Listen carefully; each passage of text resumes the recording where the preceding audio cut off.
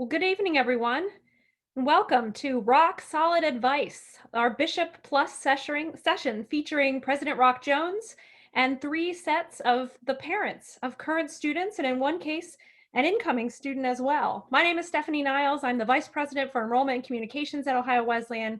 Thrilled to have the chance to welcome you here this evening and to welcome our panelists as well. We have lots of questions that have been submitted already from the group of you who are joining us this evening, and we look forward to having our president and having our parents address those questions for you. I also invite you to submit questions throughout the course of this presentation. We will get to as many of them as we possibly can. And certainly we will try and address some of them individually if we're not able to handle them here in this setting. But I'm going to turn things over to President Rock Jones to get us started this evening.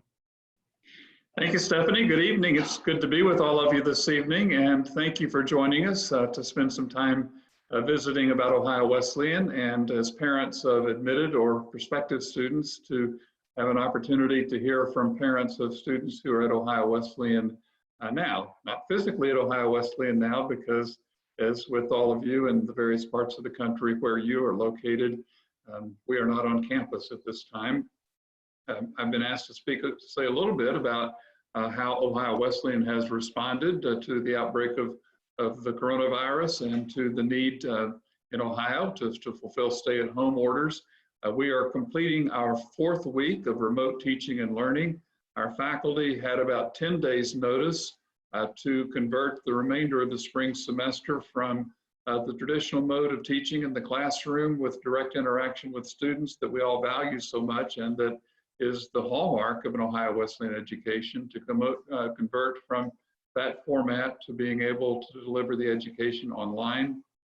They were really remarkable in the way that they were able to do that. I've been in conversation with a number of students over the last 4 weeks, and in the last couple of days, 3 different sessions with students, and then late this afternoon, an interview with one of the student newspaper reporters. And in each case, I ask them how it's going, and consistently they say how grateful they are for the way the professors have responded and for the experience that they are having through this time of remote learning. They're quick to say it's not the same as being on campus. They wish they were on campus, but also quick to say that they're thankful to be in a place where they can be safe and healthy and yet still be in connection with their professors and with their fellow students. As we prepared to move to remote teaching and learning, we also began to wonder about ways in which we would help students remain engaged with one another and with the campus. We put out a call to staff inviting people who might have a bit of extra time to serve as engagement guides. And as an engagement guide, they would receive a cohort of students and be in touch with those students about every week or 2 just to inquire about how things are going and to get a perspective apart from the perspective that the faculty members have. We hoped for maybe 25 to 30 volunteers. We had more than 90 members of our staff raise their hands and say, I'd like to be an engagement guide to stay in touch with students while they're away from campus.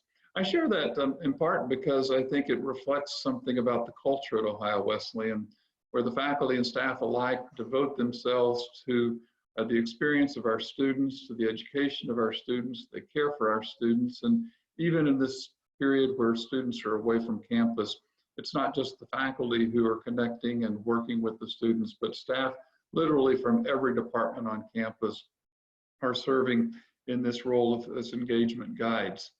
So it's not what we would have wanted, but we are very thankful for the ways in which the campus was able to respond. We do have about 35 students remaining on campus, largely international students who were unable to get home. Our seniors, we have told, we will have a commencement on campus when we are able to have them back. And in the meantime, we will have a virtual commencement, just a brief celebration at 1 o'clock on May 9th, the time in which the commencement had initially been scheduled. We want them to know at that moment that they are college graduates, that they have completed their work, that they have achieved their dream, they've fulfilled their goals. And so we'll be celebrating virtually and then look forward to the time when they're able to be on campus.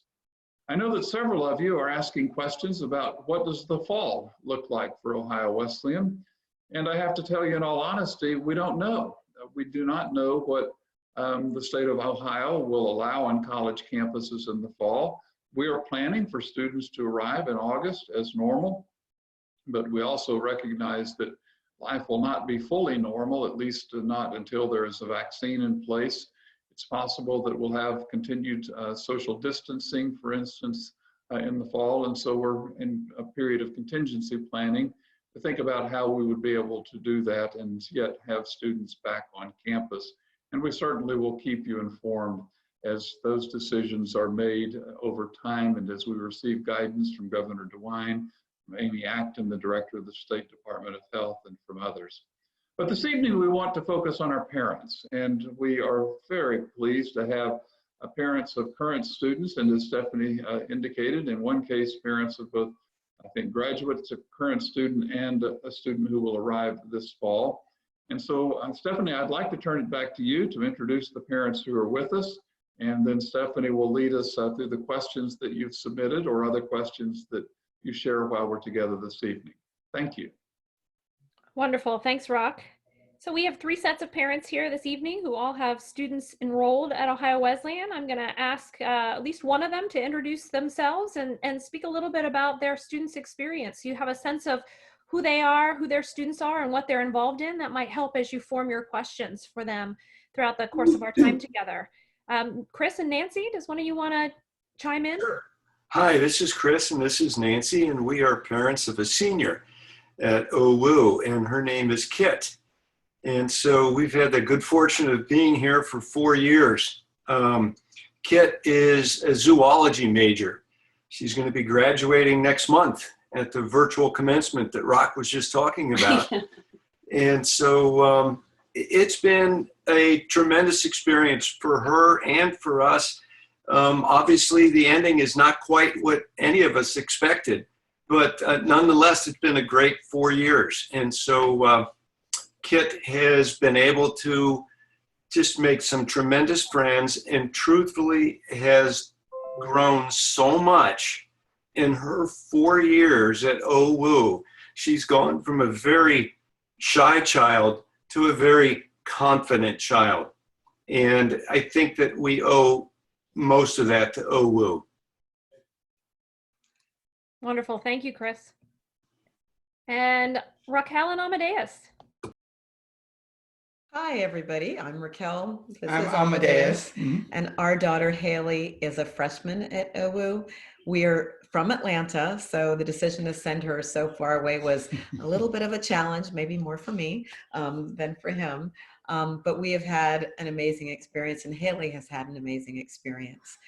The school was warm and welcoming from day one, and she's gotten involved with lots of things relating to her environmental science major, as well as working on campus, and she's already made some really, really great lifelong friends. Thank you so much. And Debbie and John, you have a long history with Ohio Wesleyan. Hi, this is John Falco, my wife Debbie. I'm a graduate of Ohio Wesleyan in 1990. I also have a father and uncle who are also graduates. But we represent kind of like the past, the present, and the future of our children. Our oldest daughter Ellen graduated in 2018. Our current accounting. Our current daughter Kate, who graduates in 2021. She's a junior. She's a zoology major. And then our son Jack, who's a senior in high school, will be attending Ohio Wesleyan in the fall. And he is going to be majoring probably in accounting and music. So we have 3 very different children in their interests. Our oldest, Ellen, was also a varsity athlete on the women's lacrosse team.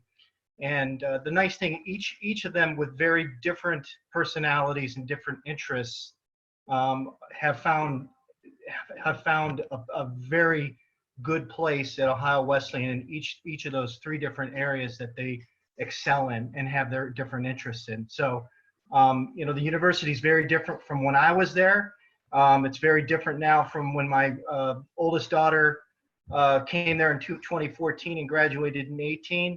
And it just continues to evolve to an excellent university both academically and socially.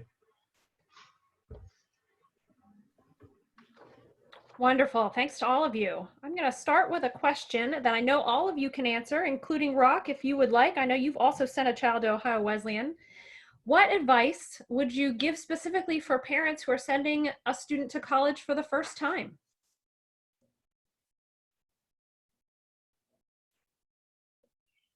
Okay. Raquel, you want to start? I can start off. I think it was very sad for me to send, Haley off to school, especially so far away. And Amadeus reminded me in the process that if I was going to get very emotional about it and very sad about it, it would create a lot of negative emotion on her part. And it was really important for me to embrace all of the positive things about the experience. And he was like, don't cry when you leave her. I mean, and really, lean into the greatness of this school and this experience. And so I tried to do that. And I know her dad does a better job of it than I did. But I think making sure that you choose well so that you feel confident leaving your child and that you can do so with a smile on your face, knowing that you're moving into a different phase of your life. And I guess that would be the second part of the advice is, recognize that this is going to be maybe an even better phase of your relationship as your child gets older and has different experiences to share and a different way of communicating with you, and lean into that more adult child relationship, which is very different than when they lived down the hall and you had to yell at them about their homework, so things are really different. But would you add anything, honey? No, I think it's also about trying to lean into what they're doing, but also trying to let go, not like letting them drop off of a cliff, but letting go and letting them try to find their legs. They'll do it.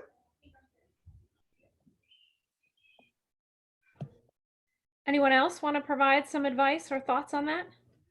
I would like I'll give a couple thoughts on that. I'll be the first to admit I was the guy that cried like a baby when I dropped a kid off. It was hard. I broke out in hives.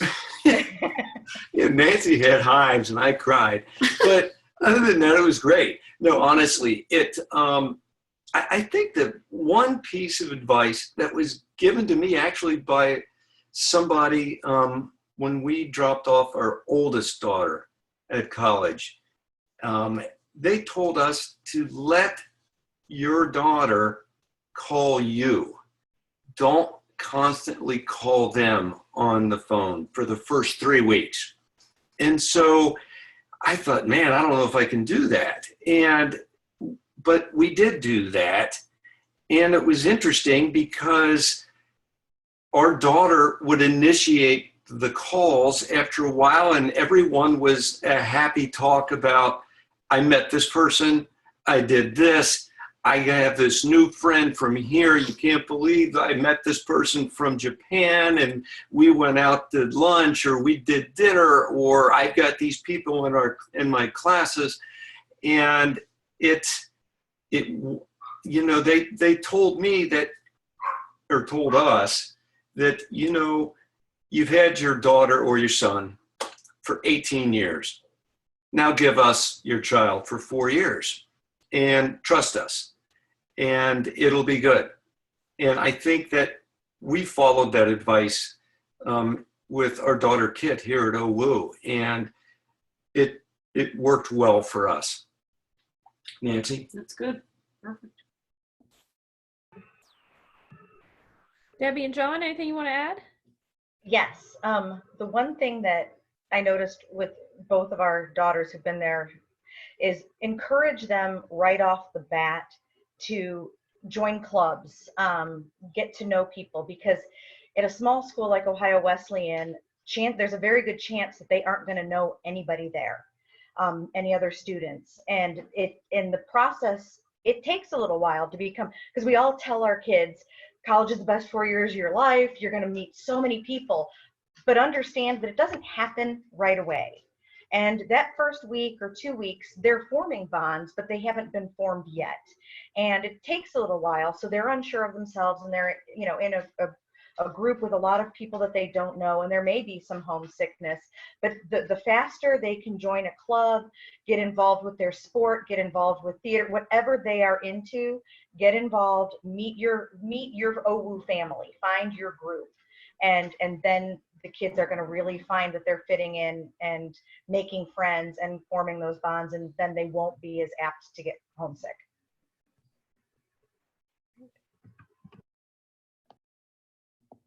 Rock, any additional words of wisdom? Well, I think we've heard some great advice from the parents who are on the panel, and I think the only thing I would add is to be there, to be available when needed as a resource and as a support, but also to give your student space to carve his or her college life and college experience in the way that will be most meaningful for him or her. And understand that that will include some highs and some lows. And if there's a low, it's not the end of the world. It's just it's a part of the maturation experience. I recall being at an event 3 or 4 years ago, actually on the West Coast, and at the event were parents of one of our graduating seniors. And the parents spoke to this was a prospective student event, and when the parents spoke, they said, you know, the daughter who will graduate in about a month is not the person we left there 4 years ago, and then talked about all of the ways in which she had been able to grow and mature in the college experience, and how as a part of that growth and maturity was a result of them being willing to step back and let her take the lead in her life. So I would encourage you to consider that. Thank you so much. A question that's come in specifically, Debbie and John, I think you can take this one. Are any of your children athletes? And if so, how was their experience? Yes, we have a daughter that was a varsity lacrosse player, and the lacrosse team was her family. Her lacrosse coach was the mom. I mean, we relied on her lacrosse coach. If Ellen was sick, her coach was the first person she went to, and it didn't matter whether they were in season or not. It was truly her family. It was wonderful. I have a daughter who's not an athlete, and she has, you know, a similar experience. She lives in a SLU, which is the small living units, and it's very much her family. So, and also at Ohio Wesleyan, grades come first, school comes first. If they needed to study during a practice, they could bring their books and study at a practice. Ellen had to meet with her coach, I think weekly, to go over grades. They keep on top of those kids, and grades come first. So, and if she needed help, they got her help. So it was a really, really good thing for her.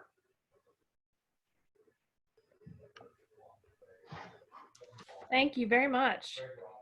So, question that was received, my son or daughter is having trouble making their college choice. How can I best help them?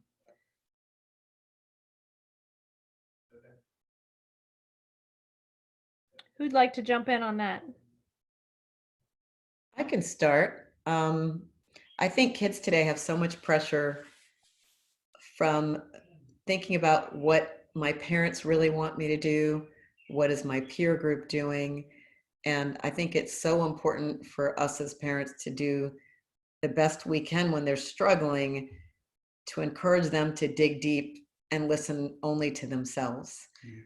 Because you can't live a life for your mom and your dad, or what the kids in your high school are doing, or what your Sunday school kids are doing, whatever. You know, it has to be about you. And so I think reinforcing for them that the right choice is the right choice for them, versus trying to please someone or based on a rating or a thing that is external, and encouraging them to listen to that voice inside themselves.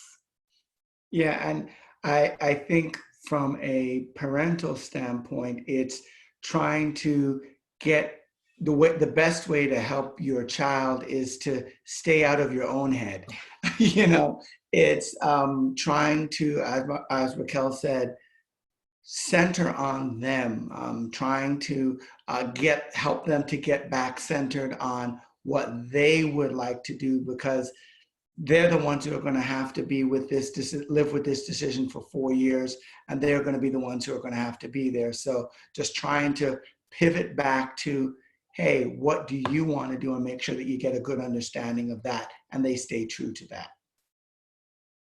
You know, Stephanie, I might just note that normally the answer to that question would be make another visit to the top 2 or 3 places and say, you know, how does it feel now that you're this close? Make another visit, and just ask yourself, can I see myself here? Is this the right place?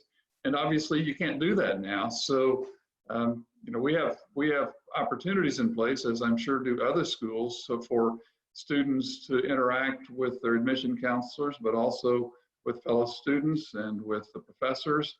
And I would encourage you to encourage your students to think about ways they can do that. We have faculty members who have their online classes available to prospective students in the same way that we have classes on campus available. We have about 25 faculty members from disciplines across the university who are creating a course on the impact of the coronavirus, of COVID-19, and whether it's from the perspective of environmental science or public health or politics and public policy or economics, or the host of faculty from across the curriculum, and that will be available to prospective students. So I would encourage you to encourage students to find ways to do what they might be able to do if they were visiting campuses, since they're not able to do that. Thanks, Rock. One similar question, but from a slightly different perspective. As you were making that decision and your student was making that decision, what allowed you to feel most comfortable choosing Ohio Wesleyan?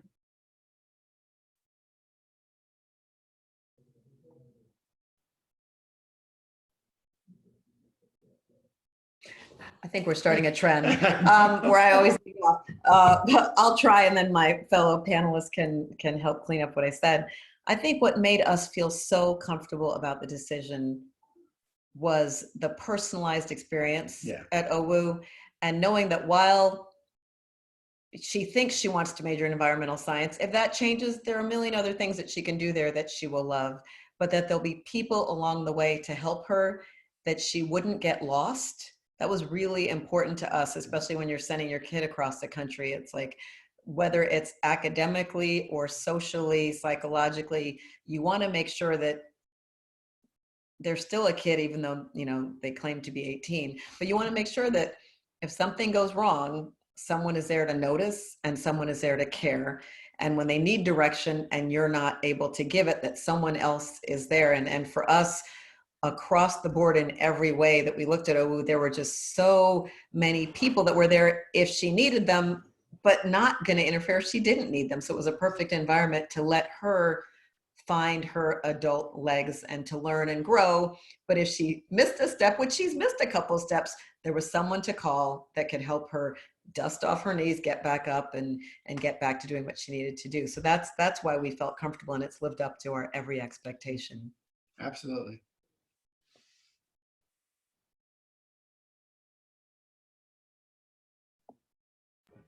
Great. Debbie or John, you want to add to that? I'm not an OWU graduate. I married one, and I have to say that So I'm biased. So he's completely biased. I'm gonna let my wife talk about that. But I think he brainwashed our kids from the time they were in the crib, because for our oldest daughter, she didn't even apply anywhere else. We've been taking them to Ohio Wesleyan since they were born, to see lacrosse games, to go to homecomings. John and I, when we were in our 20s, we chaperoned his fraternity parties. So we've been, Ohio Wesleyan's been a part of our lives since John graduated. And it's just a wonderful school. I can't say enough about it. And that's coming from a non-graduate who married a graduate. I feel like I should get a honorary diploma because I'm there all the time. We hit autopilot and our car just goes there. It's been a wonderful place for 3 of our children, or our son, I can say that even though he's not there as a student. They're very, very different children, all 3 of ours, and every one of them Jack has met with the music department, has absolutely formed a bond with the chair of the music department. I have a daughter, our other daughter's in science and our other daughter's in accounting, and they all have these bonds with their professors that continue after. And it's just, they come back, and there's a reason they come back, because it's a great place.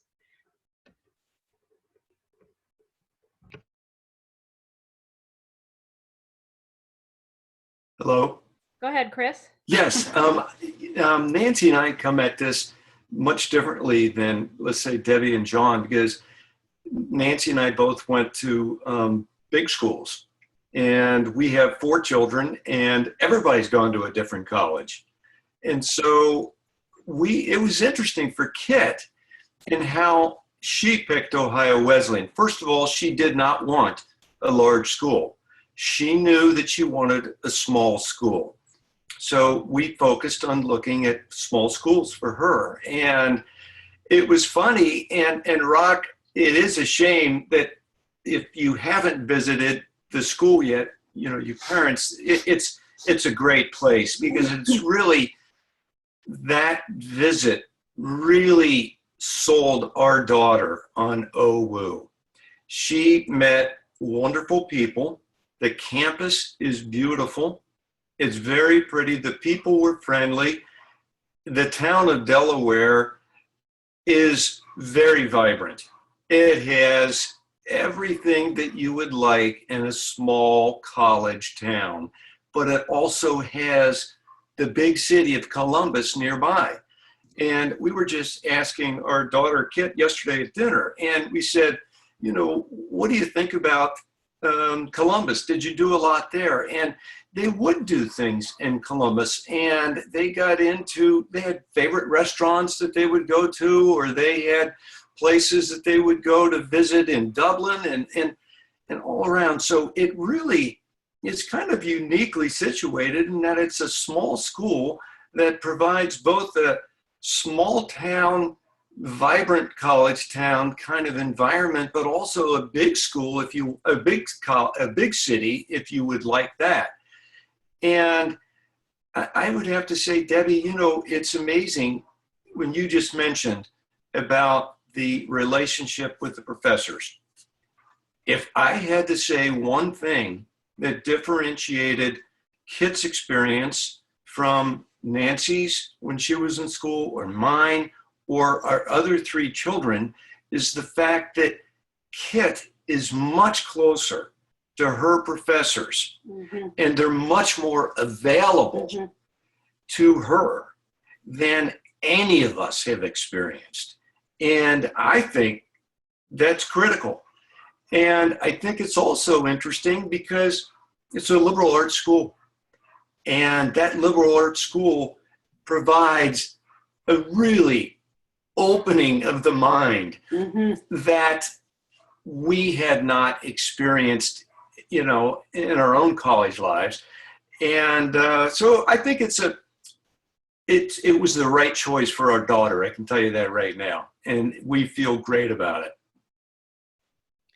Wonderful. Thank you, Chris. Several people mentioned the visit, and we know that there are some students who are going to have to make this decision without visiting Ohio Wesleyan. I want to just put in a quick plug for a session like this, part of our Bishop Plus network we're doing next week.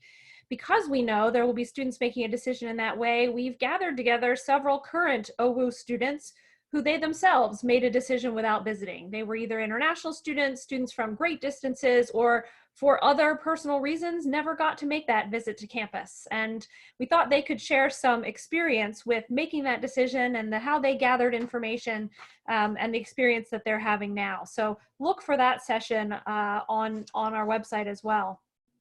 Chris, you also mentioned Columbus and the connection to Columbus and some of the opportunities there.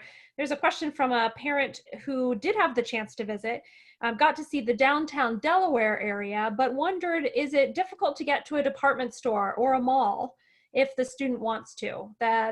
They liked the Delaware feel, but wondered if there was another way to get to a Target or a Walmart or somewhere else. Anyone want to weigh in on that? Well, We can. oh, you guys. my daughters, both my daughters have a car there, but I don't give them a car their freshman year because I don't think that they should be leaving campus that easily freshman year. I think they should make their bonds freshman year, and then we'll talk about it after that. But they both have cars, and they said that you always have a friend with a car or somebody has a car, and that's when they go have fun somewhere in Columbus. So I know that OWU does provide a bus service to town, into the city, I'm pretty sure, on occasion. But I don't think my kids have ever used it. But if they aren't driving with a bunch of friends, somebody else has a car. So if they want to go somewhere, you can, and they do. Yeah, and there are malls. I mean, 20 minutes away, there's a very nice mall. You know, if you've been to the Columbus area, there's a shopping area called Easton, which is a destination. I think they probably have, you know, 10 or 12 million people come to that area every year. It's a huge attraction, but it's within a easy car drive. And as Debbie said, there are a lot of students with cars who at times look to maybe take a break from campus. So there's always opportunities to hop with a friend to one of the other attractions within 20 minutes of campus. Yep. I would agree. And we didn't leave Haley with a car. And then I started looking at her account statements, and I was like, how are we doing so much shopping? And what is happening with going out to dinner? And because she doesn't have a car, but I guess tons of people on campus do. And they take full advantage of the city. What did they do? Zoo lights over the holidays at the Columbus Zoo. I mean, every time I turn around, they're doing something really cool in the city of Columbus. So it is incredibly close and easy to get to, and has lots of reasonably priced things for the kids to get into. So I was surprised. I think I expected her to spend more time only in Delaware, and they seem to find a reason, whether it's Target or a restaurant with chicken and waffles. I mean, there's part of the orientation program was for her group was getting to the city of Columbus. And I think maybe that really energized her group of friends to stay engaged. So we had to have a strong budget once she over-discovered the city. Raquel, a quick follow-up question. How about transportation to and from the Columbus airport? Yeah, the school has a really great program where you can let them know what time your flight is, and there is a transportation service that'll get you there, you know, within a reasonable amount of time of your flight. That's really fantastic, and that compared to the cost of an Uber or a taxi is much less expensive. I can't even remember. It's some very nominal fee, if at all. But Haley has flown home several times since she started. And getting in and out of the Columbus airport is really easy to do. We live in Atlanta, so the Atlanta airport is not so easy to negotiate, but the Columbus airport has been very easy, not a lot of traffic, and easy to get from campus down in probably about 40 minutes, easily 40 minutes. So it's been very good to access. Thank you. So we've got a couple comments here actually from another family, very similar to the Falcos. Looks like mom's an alum. They have a current senior and an incoming first-year student as well. They indicated that their son has played basketball, had a great experience, and they loved meeting all the parents when they came to his games. For those of you out there in the audience too, they also said their daughter's been listening to these webinars and listened in on a class yesterday. And if you haven't had that experience, you could jump in on that. Rock referenced that earlier. But that leads actually to a question that had been submitted earlier as well. Once my student chooses Ohio Wesleyan, how do I connect with other Ohio Wesleyan parents? We made a lot of friends from the lacrosse team. I think we had just as much fun at the lacrosse games as the girls did. So we have lifelong friends, I think, that we made through our daughter going to Ohio Wesleyan. You will meet parents. Ohio Wesleyan has family. Homecoming weekend, there's a weekend in the spring. parents come and you will meet them and you will bond with them and you will meet with the parents and get to know them. Like I said, I miss lacrosse season because we had so much fun. It was an event, and I know that the football team is the same way. The moms on the football team are all buddies. I'm fairly certain it's that way with all the sports. I don't know. I'm dying to see if it's that way with music, because our son, if we come down to the performances, will we get to meet some of the music parents? So we've met a lot of people, and it's been a blast. And I would add that, frankly, our daughter's roommates, their parents, that connection is another way that we met a lot of Ohio Wesleyan parents. And it seems as though it does translate in that the child who ends up at Ohio Wesleyan has parents that are very much like that. The apple doesn't fall far from the tree. And it's a very engaging, family-oriented thing. And meeting people, my daughter's roommates' parents at move-in, these are people that we communicated with, and then their friends became our friends, and the like. So I think the roommate piece is a big piece as well. And I think it is great when you can go to games, but for those of you who don't live close by, we all exchange numbers at move-in, and one of the kids lives like 15 minutes from campus. Another one lives like an hour. The other one is from Texas, and we're from Georgia. And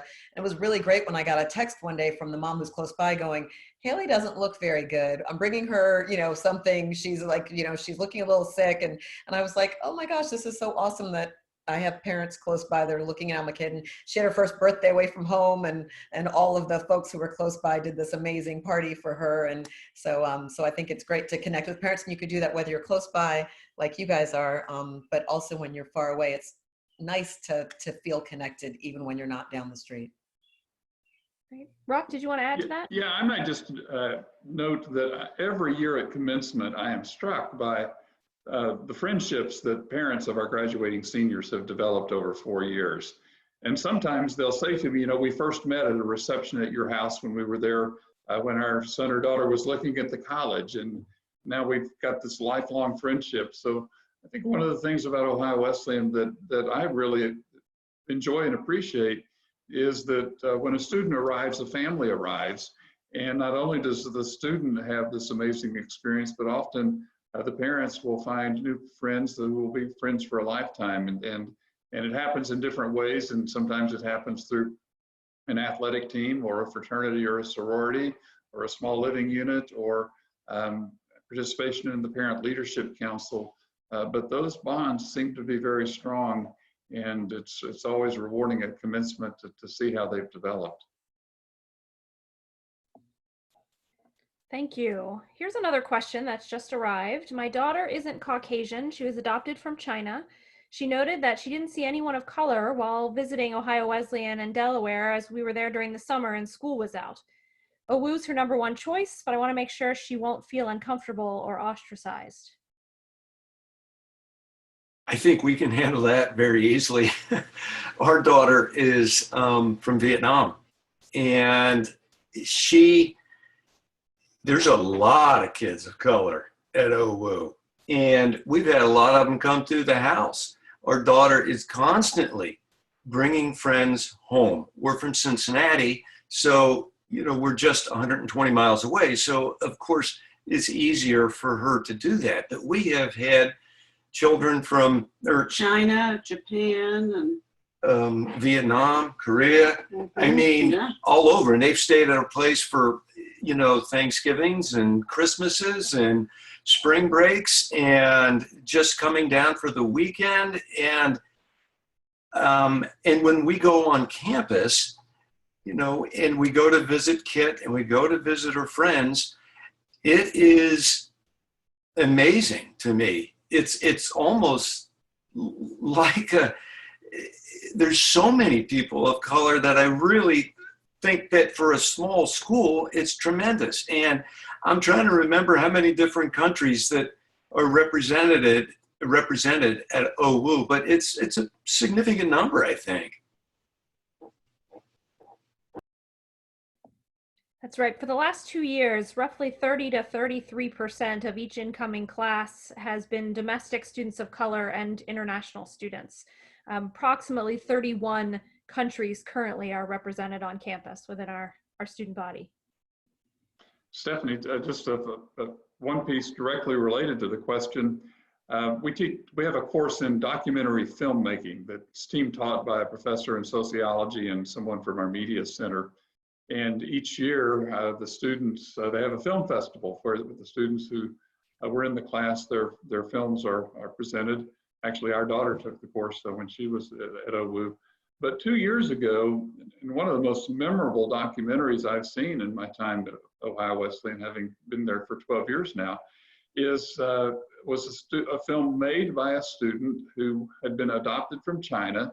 And it was a documentary about that experience, and it featured interviews with several of her friends from OWU who had had the same experience. And so it was really a rich moment for me to see what that experience meant in the lives of these students and the ways they had connected on campus with people who shared that experience. Thanks, Rock. The ever important question, how's the food? Especially for those with dietary issues. Thoughts from your children?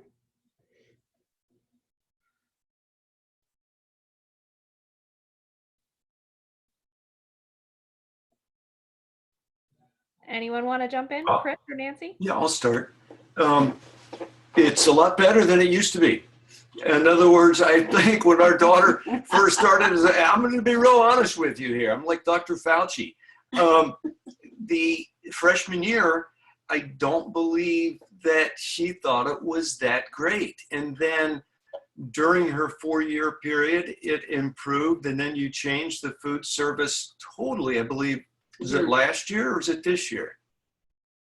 And so now that, there are many more things and different things that she enjoys in different places where that she gets her meals and stuff like that. I know she goes to the science building and eats her breakfast there every morning. And she's even introduced us to the people. Talk about, engaging with professors and engaging with other parents. It's funny. I mean, our daughter, when we go on campus, is introducing us to some of the food service people that, serve her food like in the science building and stuff. There was Big E. I remember she introduced us to Big E. We had a real nice talk with him. So, honest answer to your question, I think that it's really improved quite a bit. And I think it's pretty good. And I would just build on that, what I love about the meal plan is a variety of options. So you might not like the hot lunch, whatever line, but I don't know, she's gotten addicted to some kind of toast thing that they do. And there are all of these different interesting options. And I love that they have late at night options for when the kids are up late studying. And it seems like there are just lots of nooks on campus. So you might not like whatever the pork chop that's for dinner, but there's the omelet bar and there's a cereal and so there are always it seems like there are always a lot of good options for the child to find, what they like. And it's no different than when I cook at home. It's like, do they always like what I do? Not necessarily, but there are options. So I think we found it to be quite good. I think Chris nailed it when he said it got better. It's definitely better this year. So I know that it's gotten better over the last 4 years. And our incoming freshman, he's a very picky eater. Doesn't have dietary restrictions, but he's a very picky eater. And, hearing from our daughter that's there now and eating there when we do come down, as others have said, the options are endless. You will find something to eat, whether it be a dietary restriction or a picky eater, and the food service staff will easily accommodate without question any reasonable requests. And one of the changes that came with our food service 2 years ago was we now have Smith Dining Hall open 24 hours a day. So there are more limited options in the wee hours of the morning, but the option is there and available for students day and night. Smith is located within our residential community, so it's very accessible to students. I'll start with the parents for this question, but turn to Rock if you want to jump in as well. Have any of your children gone on study abroad or other opportunities through the OWU Connection program? And do you have any experience with students accessing the Theory to Practice grants?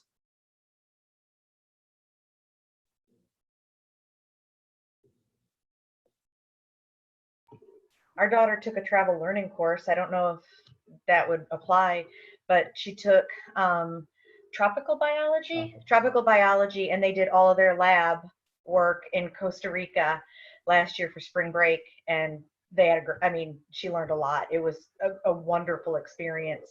She has not done a practice to theory grant, but because she's a junior, she had an internship last year, and she's a zoology major. Nobody's hiring interns this summer. Every internship opportunity that she had applied for, they're all getting canceled because parks are closed, zoos are closed, everything's closed. So she is considering taking that opportunity to get some concrete real life experience. So that is back on the list of things she may do, since she couldn't follow through with an internship this summer. So thank you. Rock, do you want to Stephanie, add? I'll take that one as a parent. Our daughter had 4 international experiences as a student. In her first year, she traveled with a group of students to India for a week of study of Gandhi over spring break. She participated in 2 travel learning courses, one in sociology that traveled to Bolivia and Peru, one in philosophy that traveled to Mexico, I believe. And then she spent a semester of her senior year in India in a program there. So she had a really substantial global experience as a part of her time at Ohio Wesleyan. A year ago, Melissa and I, or a year and a half ago, in the fall, Melissa and I visited our program in Spain, which had been in Salamanca. It's moving to another location. But we were able to spend a few days with the students who were there and with 2 members of our faculty on an excursion, and we're really able to see just the extraordinary experience those students were having in a program that Ohio Wesleyan administers in Spain. We were visiting a place, I think in Cordoba or Granada, and I had on an Ohio Wesleyan jacket.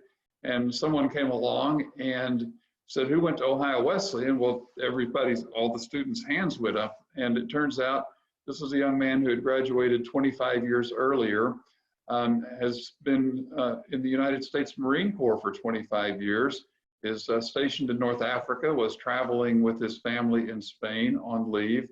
And he spent about 15 minutes visiting with the students about his Ohio Wesleyan experience, about his opportunities for leadership in the Marine Corps that he attributed to his OWU experience. He'd been a soccer player at Ohio Wesleyan. And that is not the first time in our years at Ohio Wesleyan that we have been abroad and run into somebody from Ohio Wesleyan. So it's a rich part of the OWU experience. Nearly 70% of our graduates now will have an international experience of some sort while they are students. And even those on campus benefit, as Chris indicated earlier, from the fact that we have students from nearly 40 countries on campus, and we have a truly international experience on campus as well. Thanks, Rock. Chris, I'm going to start with you. I know your daughter had an experience this year utilizing student health services. What was that experience like?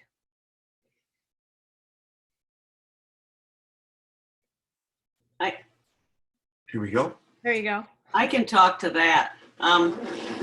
Kitty is a frequent flyer of the student health services. And she's always had a good experience there. I mean, if she gets a cold, she goes in. I mean, if she's got a rash, she goes in. I mean, she uses that so much that I can tell from her conversation, which talks to me, they seem to know her by name. And so, they always make a space for her. And I mean, I think it's, she likes the doctor there very much. And I think there might be a physician's assistant or a nurse if there's not the doctor there.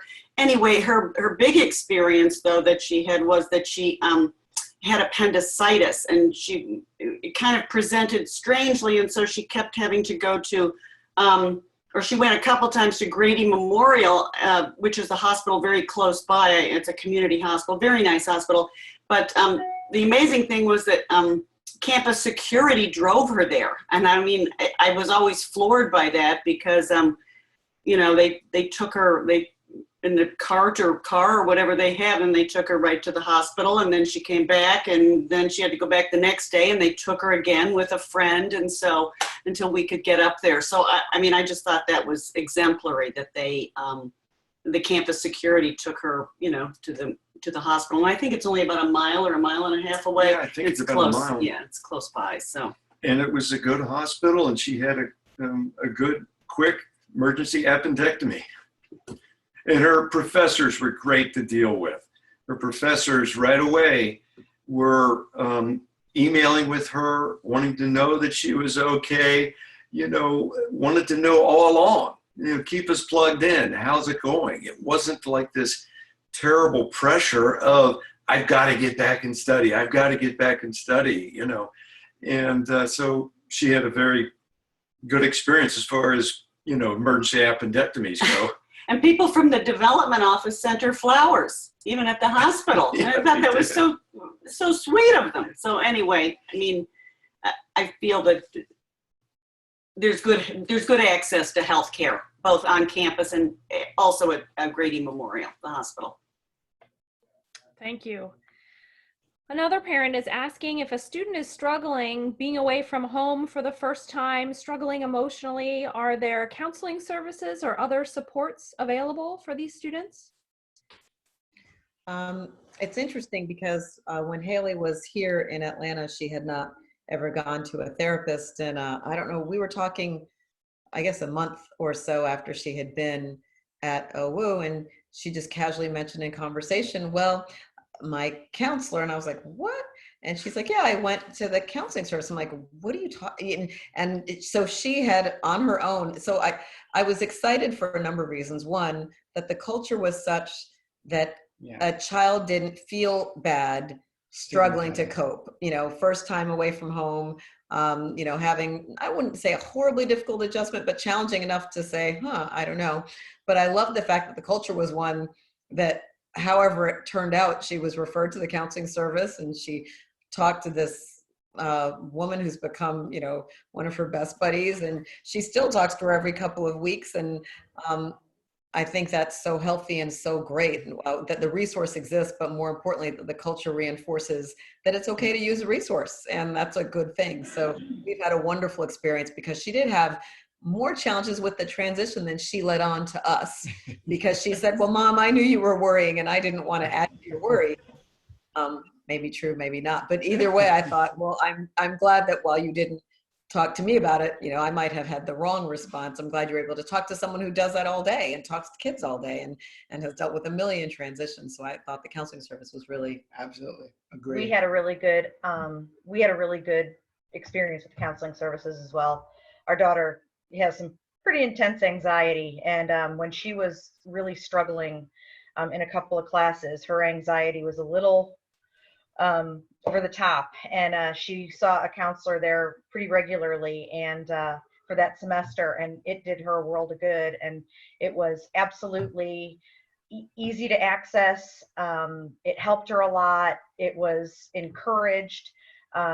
It was a very good thing for her, and she doesn't, she's not needing it now, but when she needed it, it was there, and it helped a lot. Thank you. Can you talk about safety on campus and in Delaware?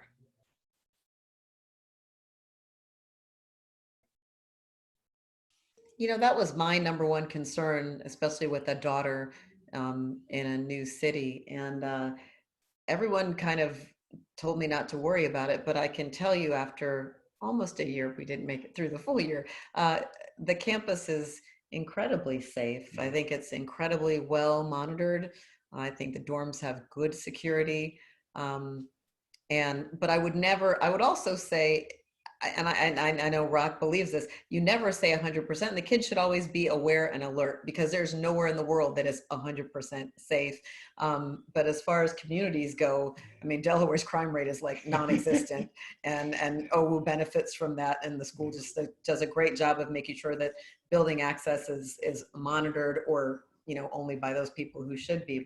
But we have not had issues, and we have had to remind Haley that even though things are safe, you still, as a woman, shouldn't be walking alone at 2:00 in the morning. Like, I don't care where you live, that's not a good idea. But what were you gonna say? I was going to say that, yeah, there is, coming from the city, she's been in Atlanta, and that kind of a city awareness gave her, going into this environment, a feeling of comfort that she didn't have that same kind of anxiety. But as Raquel was saying, yeah, you still need to have some awareness. But yeah, I really found that I felt comfortable that my daughter was in an environment that was safe, protective, physically and structurally, and emotionally, from the environment.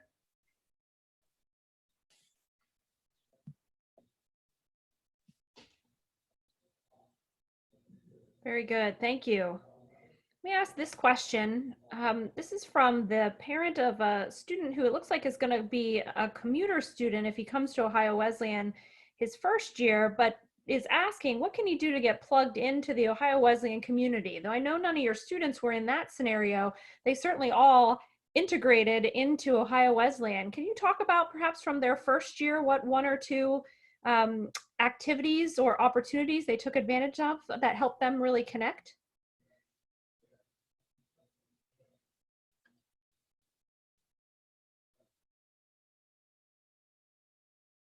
I'll start on that.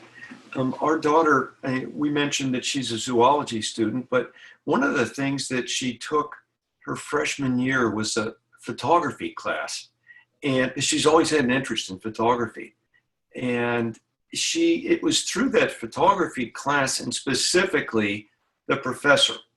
The professor was one of those once in a lifetime changing professors that you may, if you're lucky, you're going to have. And he was able to build up her confidence to actually be a photographer. So she was then a photographer for the school newspaper for several years. And through that, got a job at the communications department at OWU, working for them, covering all kinds of events. So our daughter Kit got plugged into this OWU community through going to all these different events, covering everything from every athletic event to fraternity or sorority things, or things for the SLUs, or the alumni weekend, or homecoming, or you name it. And so for her, coming in from the outside and not knowing a soul when she got there, she suddenly knew staff members. She was interacting with the professors, and then a lot of the students as well. And she's taken pictures for the orchestra twice a year now, I guess, when they come in and play at OWU, and they always ask her to, would you please take the pictures for us? So I think that, and maybe Debbie, you were the one that mentioned it early about getting involved right off the bat in something to get plugged into the community, and that it worked for her. Yeah, and I'll add real quick. Don't see yourself as a commuter. Just because you're not spending the night there doesn't mean you can't take full advantage of everything that we've been talking about: sporting events, clubs, performances, discussions, talks, theater events.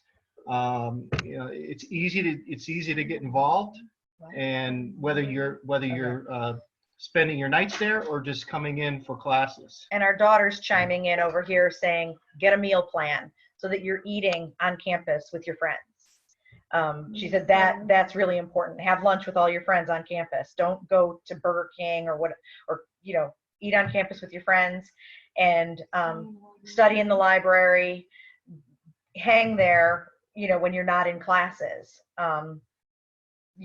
Stay there for lunch, stay there to study, join clubs, if you're not an athlete, join board game club or writers club or whatever club you can find that's there in the evenings. And that way you are part of campus, your bed's just not there. Thank you. Rock, I'm going to turn the last question over to you. We're just about out of time, but if you want to take this one, this parent has indicated that there are a lot of small liberal arts colleges struggling financially in the past few years, and that was even before this pandemic. What kind of shape is Ohio Wesleyan in financially? Well, that's a great question, and it is a challenging time for small colleges across the country. The demographics are changing. There are fewer students available to go to college, and particularly in the region of the country where we are located. And certainly the pandemic has amplified those concerns. In relation to Ohio Wesleyan, you probably know that we have canceled our tuition increase for next year. We've reduced our enrollment deposit. We have done other things in an effort to respond to the financial challenges presented by the virus and to be supportive of families at this time. That will have a financial impact on us and will require us to make some expense reductions. We're in the process of thinking about how to do that to ensure that we remain a vibrant, strong liberal arts institution that provides the kind of life-shaping education that the parents on the panel have described this evening. We are also very fortunate to have just extraordinarily generous support from our alumni, as well as from other parents and friends of the university. Our Connect Today, Create Tomorrow campaign, which launched now nearly 6 years ago with an initial goal of $200 million, passed that goal late last summer, nearly 2 years ahead of time. The goal was increased, and it's because of the increase in the goal that we're able to be doing the work on the residential campus that we're doing now with the renovation of Smith Hall and with groundbreaking. I think the fence went up today or goes up tomorrow for the new apartment building for seniors that will be located. And so it's a good question, and it's an important question to ask. It is not the easiest time for small colleges. We're sensitive to the cost of college and to ensuring that we're doing things to protect the cost of college. But with the generous philanthropic support of those who love Ohio Wesleyan and with the strong leadership we have on campus, we're in a good position. So thank you for the question. Great. Well, thank you to the panelists, and thank you, President Jones, for joining us this evening. And thanks to all of our participants for so many good questions. Too many to get to tonight, unfortunately, but let me give you a couple other resources. Every day at 10 and 2 and at 10 a.m. on Saturdays, we will do an information session. The admission staff run that. There's a presentation, but there's also ample opportunity for you to ask questions of that individual as well. At the end of this month, the last week of this month, we will be doing a session called Sending Your Student to Ohio Wesleyan and another one called Becoming a Bishop. Both are good general sessions that allow you to ask all kinds of questions about your specific interests. And as we get into May, we'll be adding sessions on career services and internships, sessions specific to international students, sessions for athletes, and additional topics. So please keep your eyes peeled for additional Bishop Plus sessions. Thanks so much to everyone again, and have a good evening.